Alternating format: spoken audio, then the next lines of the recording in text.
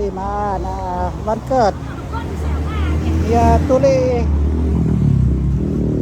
ก็บ่ได้เฮ็ดกินเป็นครอบครัวเด้อ แต่ว่ากินแต่แนวแซ่บๆเนาะ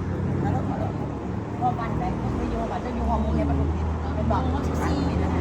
13 ดีใจด้วยดีใจ อ ด้วย ยู่อยู่สถาปั๊มน้ำมันปตทอยู่คนพะเดา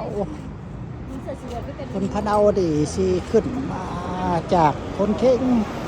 เพิ่นมันคนเข่งเดี๋ยวเห็นอยู่หันคนเข่งนี่ตอนเพื่อนเราเคยอยู่สบายปี80ปี80ไปเมื่อกี้มีแต่ทุกข์นะเดี๋ยวนี้มีอาคารแล้วจุดสูงสุดผม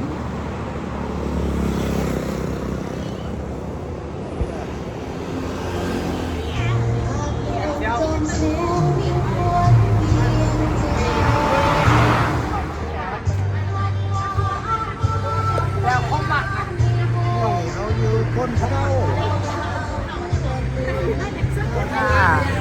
ปั๊มน้ำมันปตท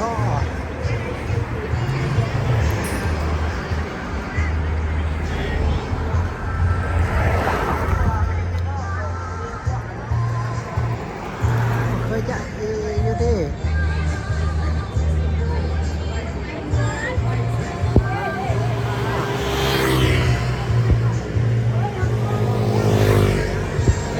รถไฟแล้วรถทางรถเมล์ทางรถเมล์จากแถวเลย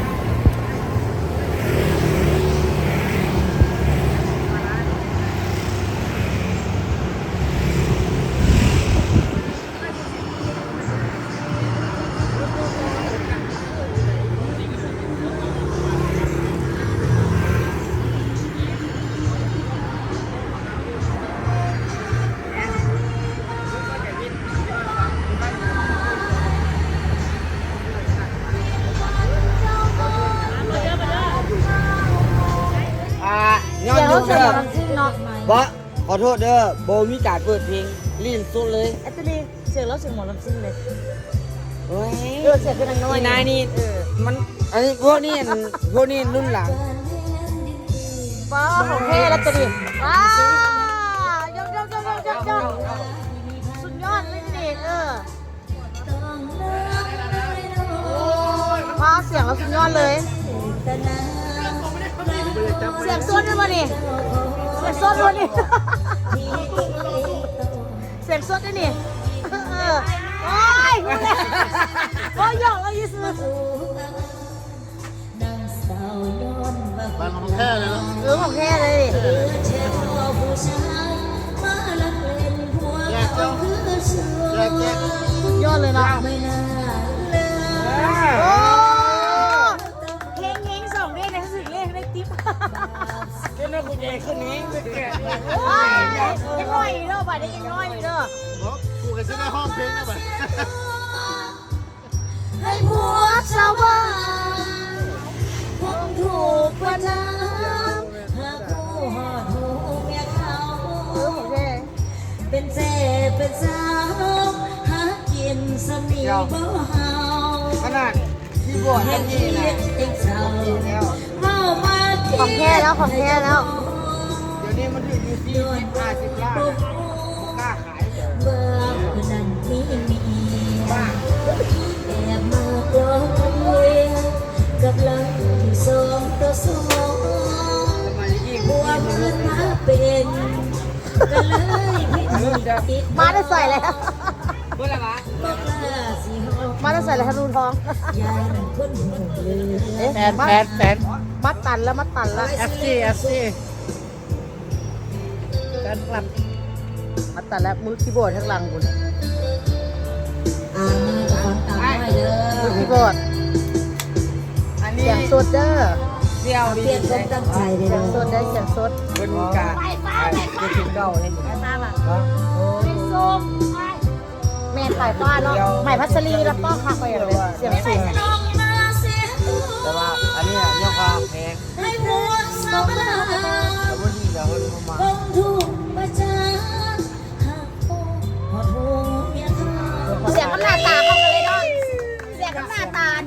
ว่าสมพรได้เงิน3,000นะ เอ้วสาวเข่าได้ ว่าเขาไปว่าอันนั้นมันจำเป็นหรือจำเป็นเลย สาวเข่าเด้อเฮงเลยเด้อ ตัวนี้ตัวบักแค่กันนั่นน่ะ ว่าเลยเนาะดอกไก่เต็ด ไอ้แล้วจากนี้แล้วตอนนี้น้องที่เปิดห้องอัดได้หรือที่ห้องอัดได้ โอ้อัดเสร็จอัด ว่านี่น้องอัดเลยหมายถึงว่าน้องเคยเห็นแล้วแต่ว่าเดี๋ยวนี้เครื่องมันครบแล้ว แล้วไอ้ที่เต็มเป็นคอมพิวเตอร์แล้วไอ้ที่มาล โอ้ ง เอาขอเสียงตบมือแน่โอ้สุดยอดเลย ตัวนี้บายนมแล้วจูบปากน้ำเด้อตัวนี้ คนประดาว แล้วก็สิ เสียงดีนักร้องแท้เด้อ เขาเป็นน้องหลานไหวแล้วตีกัน โอ้ ประดาวเด้อต่อหน้าต่อประดาวเด้อบ ายนมแล้วบายหีน้ำเด้อจานตัวนี้เด้ โอ้ยเจ็บจ๋า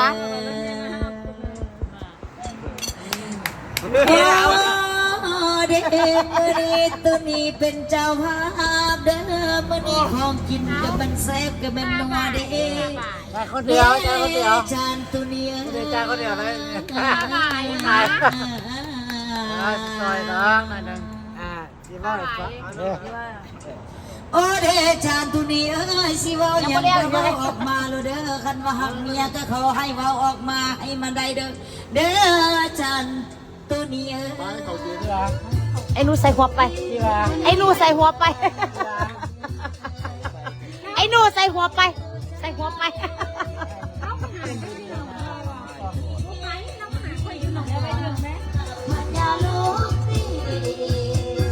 ลูกคอ เอาผู้ทางกระไทยเปิดผู้ยกก็ยกได้ไปยังอีกท่านป้าผู้เห็นว่าเจ้าภาพมันเม็ดละ เป็นเบอร์เด้โอ้เบอร์น่ะ ธนูเฮงเอ้ยเต็มหน้าเต็มตาแล้วบอกว่าใส่หัวไป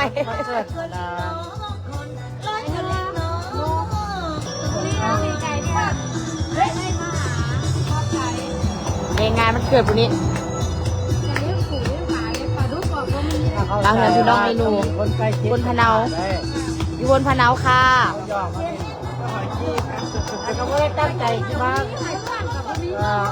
พนักงานแต่ว่าโดน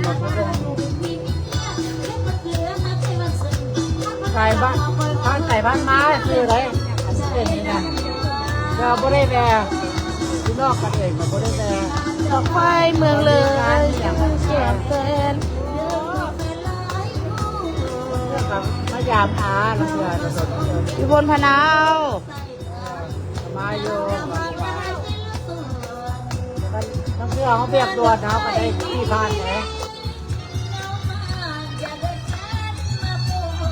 โอ้บนี่นะไอ้มาที่เราที่ผ่านเลย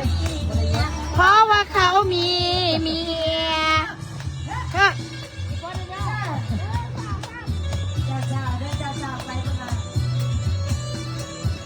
เสียงเราอย่าคืนอย่างก็เสียงเราอย่าคืนนักห้องไทยผู้ใดก็ผู้หนึ่งอะเสียงแล้วนะ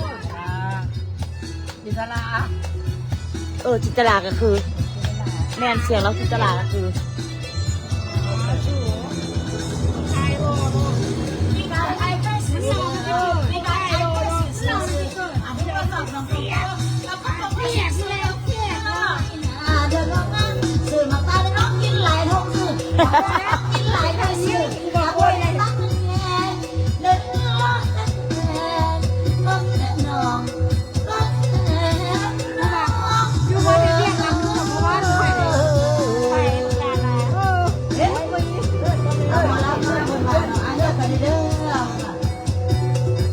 พี่เอาใหม่พัชรีจากบ้านดูพี่เรียกว่าปั่นบนซาโบมันเสียงโซนซาโบปวดแผ่นก็ใหม่พัชรีนะอะไรนี่ก็ใหม่พัชรีอีหีไงอะนะ เอ๊ะมันยังงามบ่ทอจะซ้ำใหม่พัสลีล่ะฟ้าเพลงนี้อย่าคอหลุดได้เพลงนี้ เมื่อไหร่ฟังเพลงนี้เลยมันคอหลุด ร้องกันเลิศสิ่งใดเขาออกได้อะยูทูบ เอาฟังเพลงนี้และคอหลุดเด้งานเทศกาลผ่านมาแต่ปีกว่า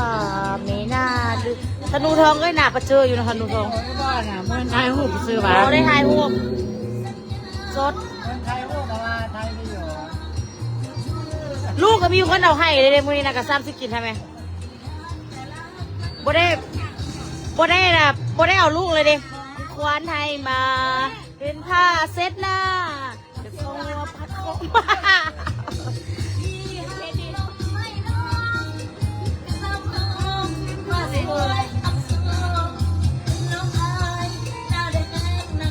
สุเล่นนะผมบอก คีย์บอร์ดเฮาเนาะคีย์บอร์ดเฮาจุดสิรับตาและคีย์บอร์ดเฮาคีย์บอร์ด คีย์บอร์ดมืนตาเนี่ยสัญญาไม่เป็นสัญญา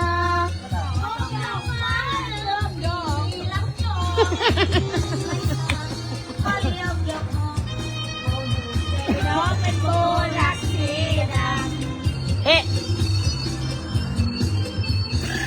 เสียงแหบเลยมาละสัญญาบอกว่าเรียบคำมาละสัญญาบอกว่าพูดอ่ะคนบักลีงนี่เนาะ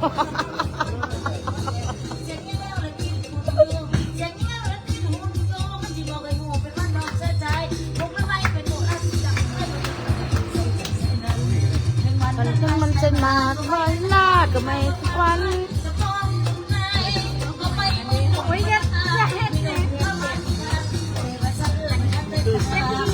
ว่าน้องหญิงที่จริงไม่ใช่หรอกนะ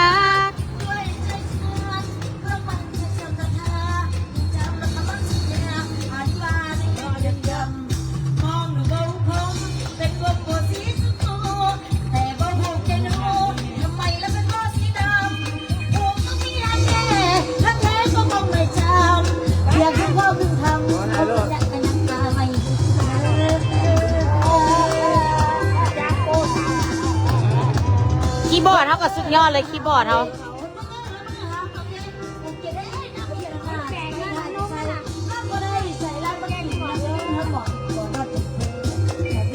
ใช่เป็นปีสิ่งดีมันไม่มีลบมังคนพักปัญหาที่หน้าก็ยัง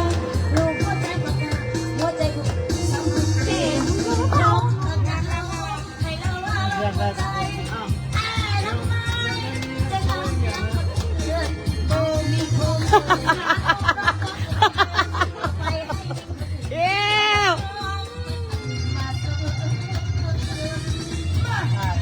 แน่เลยเสร็จจากเนาะ แม่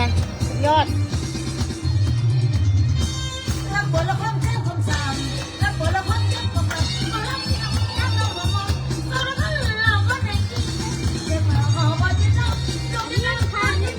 พอไปฟังมักเรื่องอะศิริพรอภัยพงศ์ก็ได้อีกเลยแปลว่าแหบๆเนาะ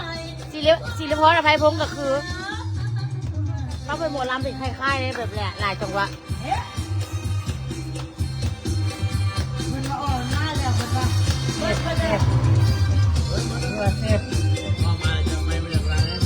อ๋อสุดยอดเลยกินเบียร์ซุ่มๆห้องนี่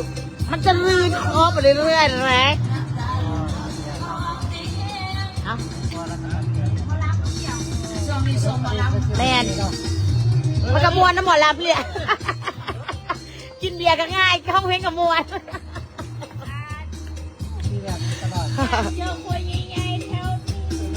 โอ้ยอะไรกันยากอะแค่เอาใหญ่อะแค่เอามาเอาสักหน่อยพี่สักนิดสิอยากเที่ยวคนจริงใจต่อไปฟ้าใหม่พัสดุจะว่าเลยเราเขียนว่าแม่บอกก่อนจะจัดซ้ำไหมอะไรบอกก่อนใจไหมคนละเพลงแล้วอะไรบอกก่อนตรงนี้เดี๋ยวก็สิมองเห็นได้ใช่ไหม